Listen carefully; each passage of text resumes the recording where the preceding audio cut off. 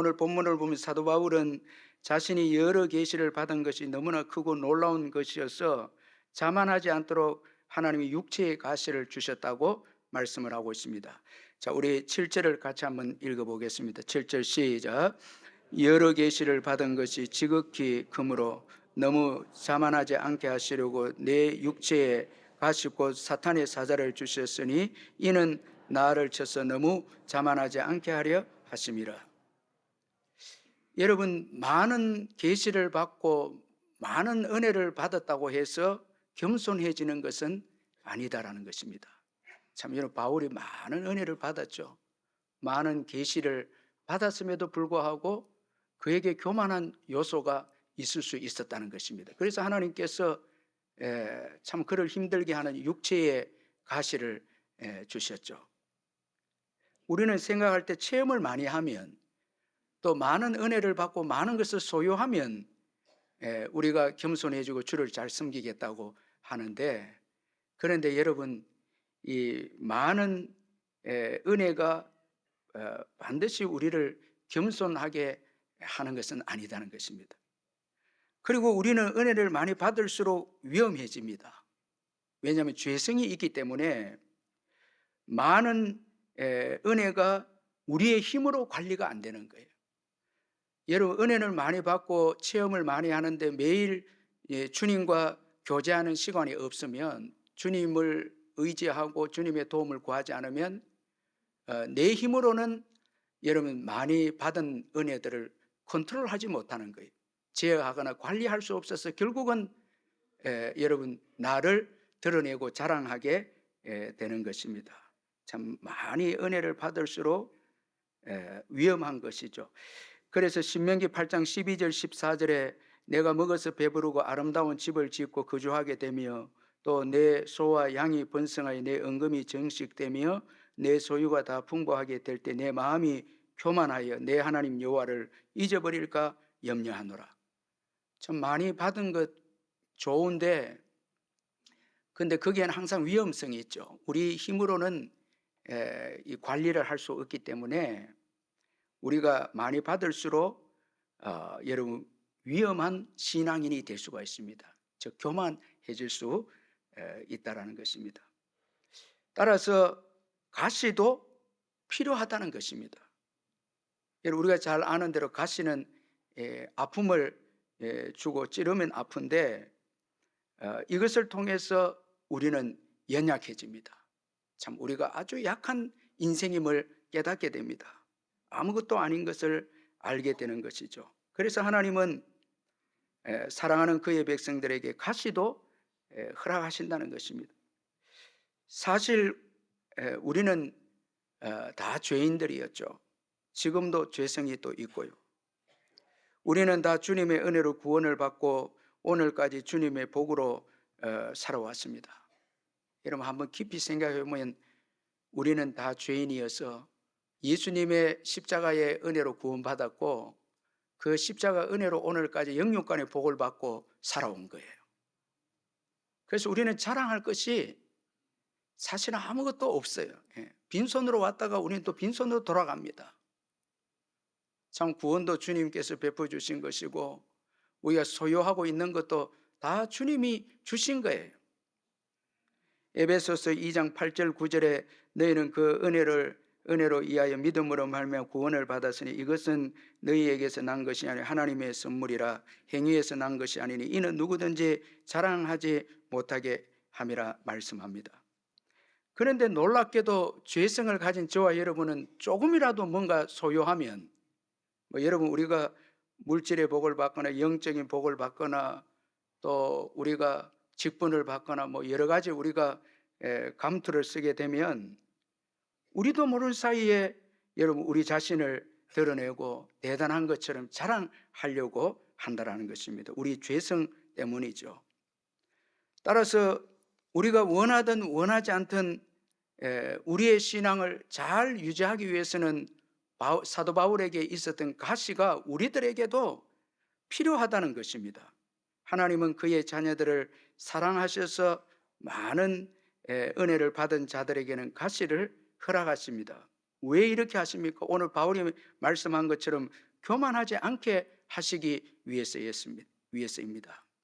이 교만은 우리가 잘 아는 대로 가장 무서운 죄악이 아닙니까? 하나님은 교만한 자를 대적하신다고 말씀했고 겸손한 자에게 은혜를 주신다고 말씀을 했습니다. 교만하면 여러분 다 망하게 되는 것이죠.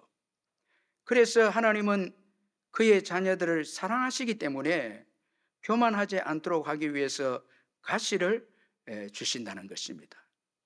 오늘 본문에 바울에게도 하나님은 육체의 가시를 주셨습니다. 여러분, 이 바울이 특별한 죄를 지어서 가시를 주신 것이 아니라 바울 그도 죄성을 가지고 있기 때문에 은혜를 많이 받은 바울에게 겸손하도록 하기 위해서 육체의 가시를 주셨다라는 것입니다.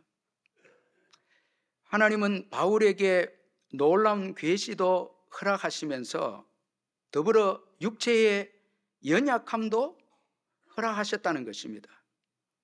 따라서 놀라운 계시만 은혜가 아니라 가시도 은혜예요.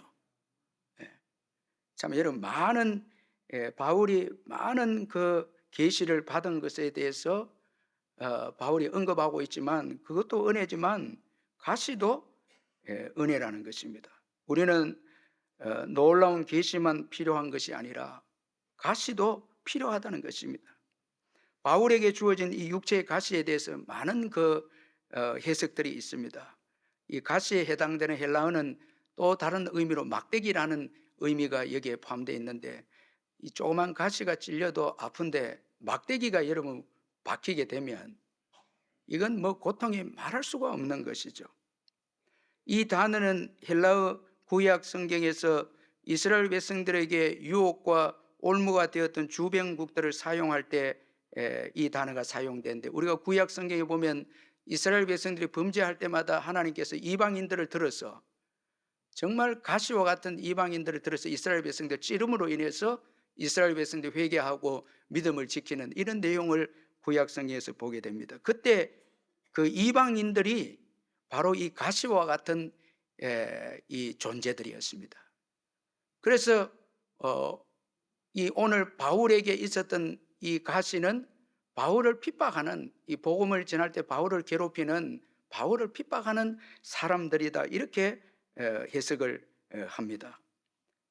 그리고 중세 주석가들은 그 가시는 일종의 성적인 유혹이었다, 이렇게 또 해석을 합니다. 바울이 결혼을 하지 않았기 때문에 성적인 유혹이 그로 하여금 힘들게 했다, 이렇게 해석을 하고, 개혁주의 주석가들은 영적인 유혹이다, 또 이렇게 주장합니다. 죄성이 있기 때문에 바울이 믿음으로 살려고 했지만 다른 한편으로 또 이 죄를 지으려고 하는 이런 유혹들이 바울을 괴롭혔다고 이렇게 해석을 하고, 또 다른 주석가들은 육체의 가시가 끈질긴 유혹이 아니라 육체적인 약함을 가리킨다, 그렇게 또 해석을 합니다. 그래서 대표적인 주장이 간지를 의미하고 있고, 그리고 이 바울이 예수님을 만났을 때 아주 큰 빛에 의해서 꼬꾸라졌기 때문에 안질이 이 시력이 좋지 못했다, 안질이 있었을 것이다, 이렇게 해석하고, 또 두통을 또 의미하기도 합니다. 그러나 오늘 고린도후서 12장에는 이 바울의 가시에 대한 이 직접적인 언급은 없습니다. 어떤 요소인가, 그거는 말씀하고 있지 않는데, 중요한 것은 이 가시가 바울에게 너무너무 고통스러운 것이었고, 그리고 그의 사역에 방해가 되어졌기에, 따라서 바울은 이 문제를 두고 기도했다고 그렇게 오늘 본문에서 말씀하고 있습니다. 참 여러분, 얼마나 힘이 들었으면 바울이 이 가시가 떠나가도록 기도했다고 오늘 본문에 말씀하고 있는데, 8절에 보니까 이것이 내게서 떠나가게 하기 위하여 내가 3번 주께 간구하였다, 그렇게 말씀하고 있습니다.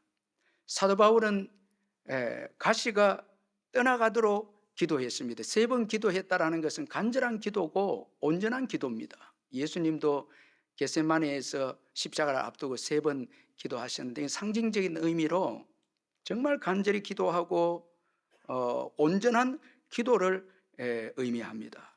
근데 바울의 이런 간절한 기도에 주님은 바울 뜻대로, 바울이 원하는 대로 응답하지 않고 가시가 떠나가도록 기도했는데, 하나님은 바울이 원하는 대로 응답하지 않고 9절에 보면 오히려 내 은혜가 내게 족하도다, 이는 내 능력이 약한 데서 온전하여짐이라 말씀을 해 주었습니다. 가시가 그대로 있는 게 너에게 유익하다라는 응답을 허락해 주었습니다.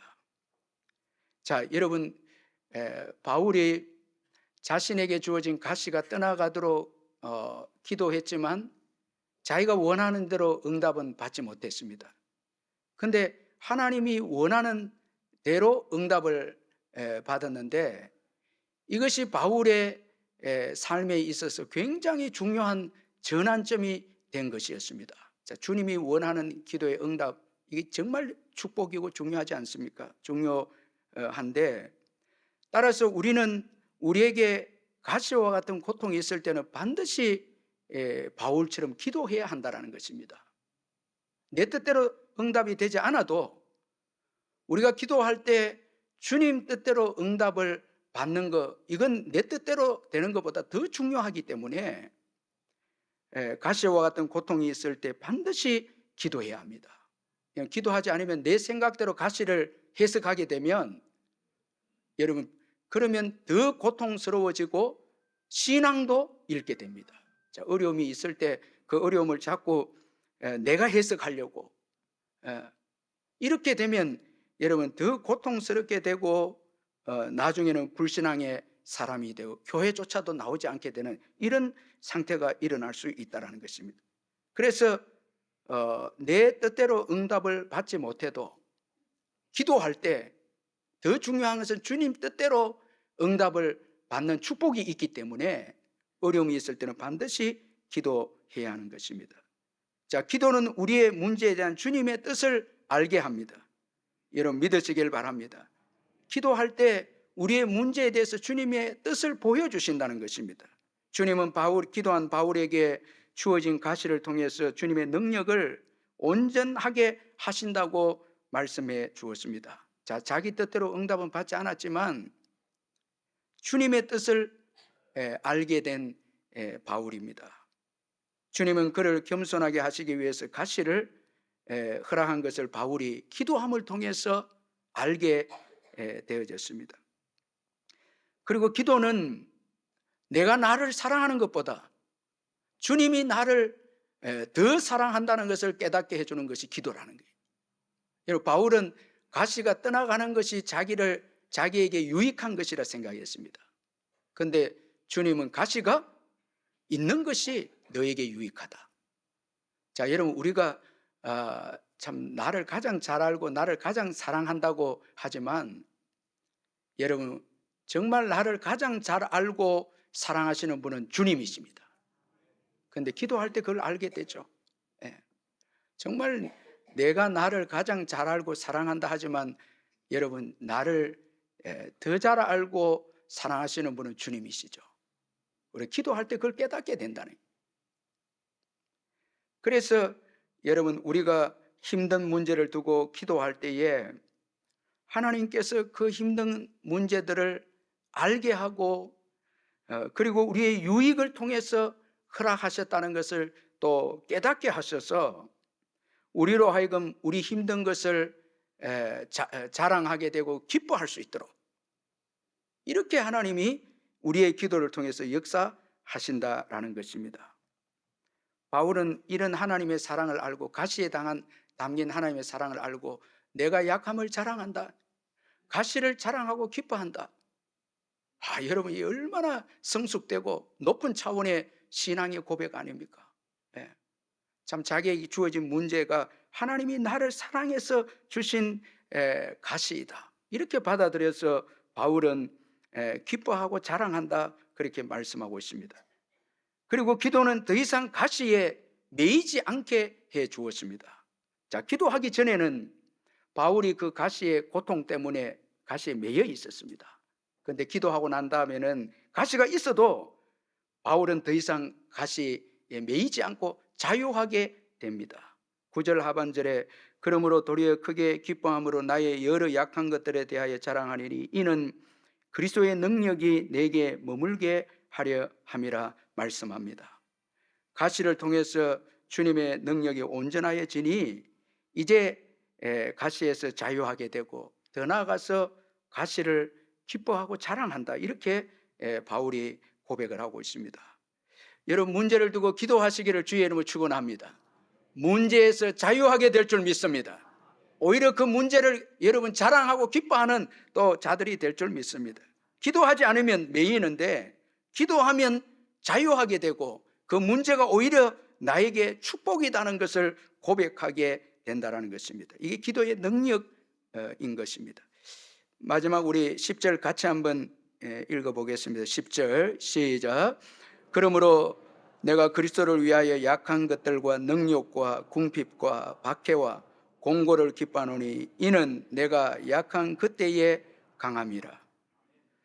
바울은 기도를 통해서 자기에게 주어진 가시에 놀라운 영적인 교훈이 담겨 있고 하나님의 사랑이 담겨 있는 것을 깨닫고 10절에 와서 놀랍게 고백하기를, 그러므로 내가 그리스도를 위하여 약한 것들과 능욕과 궁핍과 박해와 공고를 기뻐하노니 이는 내가 약한 그때에 강함이라, 그렇게 말씀을 합니다. 참 이건 놀라운 여러분 고백입니다. 이 세상은 이런 고백을 할 수 없죠. 자, 가시에는 선한 목적이 있다라는 것입니다. 바울에게 주어진 가시는 바울을 약하게 해서 주님을 간절히 붙잡게 하고 이로 인해서 하나님의 능력이 머물도록 했다고, 그렇게 바울이 말씀을 하고 있습니다. 그래서 여러분, 이런 기도를 통해서 응답받은 바울은 이제 가시가 떠나도록 기도하지 않았겠죠. 여러분, 우리가 우리에게 주어진 이 가시와 같은 어려움이 있을 때 정말 중요한 기도는 주님 왜 이 가시를 우리에게 주었습니까? 이 기도가 중요한 거예요. 무조건 떠나게 해달라고, 떠나면 여러분 손해가 될 수도 있잖아요. 바울은 떠나도록 기도했는데 하나님은 안 된다고 하셨잖아요. 그러니까 무조건 떠나게 해달라 기도보다 이 가시를 통해서 하시고 하는 주님의 뜻이 뭐냐고 기도하는 것이 중요하다는 것입니다. 그리고 이 바울이 영적으로 깨달아서 선포한 20절 말씀에는 가시가 제거되는 것이 신앙의 목적이고 좋은 신앙의 결과가 아니다라는 것을 우리에게 말씀해 주고 있습니다. 여러분, 우리가 신앙생활 할 때에 조심해야 될 게 뭔가 하면 아무 문제가 없는 것이 신앙이 좋다라는 것입니다. 이것도 목적이 되면 안 됩니다. 자, 여러분, 아무 문제가 없는 거, 몸도 안 아프고 뭐 가난하지도 않고 핍박도 없고, 자, 이렇게 신앙생활 하는 것이 정말 올바른 신앙이고 신앙생활 잘하는 것이고 이게 목적이 되면 안 된다는 거예요. 늘 새벽 기도에 빠지지 않는 성도님이 계셨는데 한 번은 자기 교회 사모에게 이런 하소연을 했습니다. 다들 집에서 편안히 자는데 나만 팔자가 사나워서 이 추운 새벽에 나와서 기도하네요, 이렇게 하는. 여러분, 사모님이 가만 들어보니까 이분을 잘 알거든. 너무 어려우니까, 이분이 너무 어려우니까 이런 기도 할 수 있겠다. 그런데 그분의 말 속에는 어서 좋은 환경에 오면 뭐 안 하겠다는 거예요. 뭐 안 하겠다는 거예요? 추운데 새벽 기도 안 하겠다는 거죠. 여러분, 우리의 신앙생활에도 보면 전부 기도가 문제 없는 거예요. 건강하고 물질에 부여하고 핍박이 없고, 이게 신앙이 좋은 신앙이고 그 사람이 좋은 신앙이고 목적으로 또 생각합니다. 그런데 오늘 이 본문에서는 그렇지 않습니다. 신앙의 목적은 가시가 있어서 바울을 찌름으로 약하게 해서 하나님의 그리스도의 능력을 받는 것입니다. 능력을 받아서 복음을 전하는 것이 목적이지 가시가 없는 것이 목적이 아니다는 거예요. 오히려 가시가 있어야 능력을 받아서 복음을 전한다는 거예요. 복음을 전한다는 거예요. 자, 이런 점에서 바울이 성숙한데, 사실 바울은 오늘 이 가시를 없애달라는 것을 여러분 자기 건강이 목적이 아닙니다. 바울이 가시를 없애달라는 게 사역하는데, 자기가 생각해 볼 때 사역하는데 여러분 간절히 유력한 해석인데, 막 전도하다가 여러분 간절히 오게 되면 어떻게 되겠습니까? 그러니까 방해되니까, 사역에 방해되니까 이걸 없애달라고 기도한 거예요. 그럼에도 불구하고 하나님은 가시가 너에게 있는 것이 그리스도의 능력이 너에게 머물게 된다, 너의 사역에 유익하다는 거예요. 따라서 여러분, 신앙의 목적은 건강에 있지 않다는 거예요. 문제없는 것에 있지 않다는 거예요. 능력 있는 복음 전도자가 되는 것이 신앙의 목적이라는 거예요. 능력을 받아야 된다는 거예요. 그리스도의 능력이 머물러 있어야 한다는 거예요. 결론적으로 이 10절은 약함이 우리에게 진정한 복이라고 결론적으로 말씀하고 있습니다. 그래서 9절 하반절에 이는 내 능력이 약한 데서 온전하여짐이라 말씀하고 있습니다. 자, 하나님의 능력이 약한 데서 온전하여짐이라. 온전하여진다는 것은 이제 하나님의 능력이 완성이 된다는 것입니다. 예를 들어서 아브라함을 보면, 여러분 한번 생각해 보세요. 말씀과 기도 생활이 어떠합니까?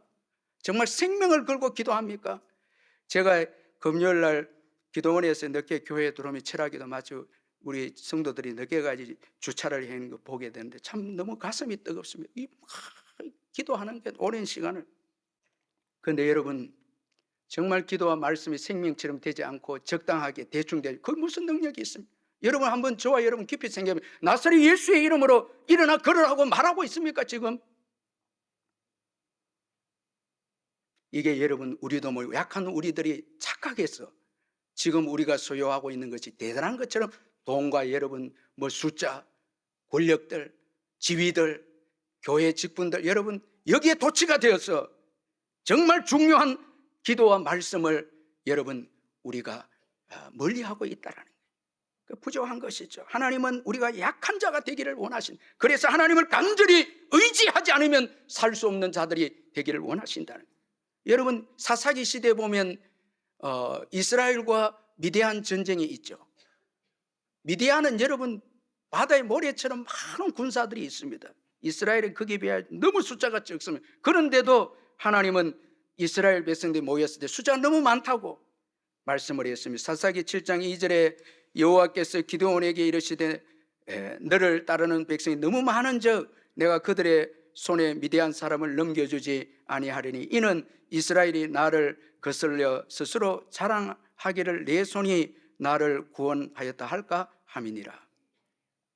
300명, 나중에 300명이 됩니다. 최고 약하게 되었을 때 이제는 그 300명은 주님만 붙잡는 자들이죠. 이런 자들 통해서 그 많은 적군인 미디안과 싸워서 이기게 합니다. 하나님의 능력이 임합니다. 능력이 임하게 되는 거죠. 여러분, 교회는 돈을 자랑의 수단 되고 사람 숫자도 세상의 권력도 교회 안에 들어와서 여러분 힘이 되면 안 됩니다. 여러분 많은 은혜를 받았기 때문에 자만하면 안 됩니다. 자꾸 나를 드러내서도 안 됩니다. 내가 높임을 받기를 즐겨서도 안 됩니다. 자꾸 내가 드러나기 시작하면 이건 가장 위험할 때입니다. 그러나 나는 보잘것없는 죄인이고 주님의 은혜를 주지 않으면 살아갈 수 없다는 약함이 있을 때 가장 여러분 복된 마음의 상태인 것입니다. 그래서 기도하고 싶고 말씀, 여러분 지금 기도하고 싶은 마음이 없고 말씀 읽고 싶은 마음이 없으면 최고 지금 위험한 때입니다. 여러분 세상에 도취되고 쓸데없는 것에 도취가 되면 안 됩니다. 그러다가 다 여러분 무너져 버리는 거예요. 정말 주님의 은혜가 없이는 살 수 없다고. 그래서 여러분 오늘 저와 여러분 예배의 자리에 왔잖아요. 사랑하는 성도 여러분, 약함은 하나님의 사랑으로 주신 선물입니다. 그래서 바울은 이 귀한 은혜를 깨닫고 난 다음에 약함을 자랑하고 기뻐한다. 왜? 더 주님을 의지해서 주님께 가까이 나가니까 주님의 능력이 임해서 바울이 더 크게 사역을 하게 되니까 약함을 자랑한다. 궁핍을 자랑하고 공고를 자랑하고 약함을 자랑한다. 이렇게 바울이 말씀을 하고 있습니다. 여러분, 강함을 자랑하면 안 됩니다. 그거는 반드시 깨어집니다. 여러분, 저와 여러분 아무것도 없는데 여러분 있는 것처럼 자랑하면 안 됩니다. 우리 약함을 자랑해서 예수만 붙잡아야 될 줄 믿습니다. 그때 예수의 능력이 우리에게 임해서 끝까지 쓰임받는, 여러분 상상할 수 없이 쓰임받는 역사가 앞으로 일어날 것입니다.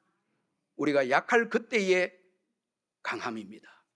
그래서 내가 약한 걸 깨닫는 자, 알고 있는 자, 그래서 기도와 말씀의 생명을 거는 자, 이 자가 복된 자이죠.